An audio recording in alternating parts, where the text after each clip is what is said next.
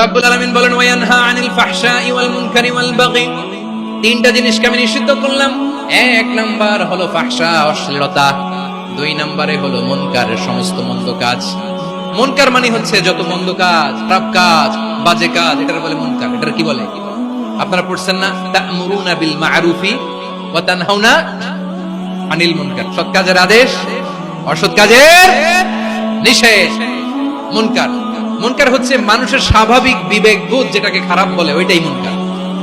পৃথিবীর সব আসমানি গ্রন্থ যেটাকে খারাপ বলেছে, মানুষের স্বাভাবিক বিবেক বোধ যেটাকে খারাপ বলেছে, এগুলো সব মুনকার।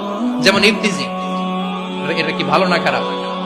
মজুদদারি, খাদ্যে ভেজাল দেওয়া, ওজনে কম দেওয়া, মাছে ফরমালিন মিশানো, চাঁদাবাজি, টেন্ডারবাজি, দখলবাজি, এগুলো আমাদের স্বাভাবিক বিবেকেই বলে এগুলো খারাপ, এগুলো হচ্ছে মুনকার।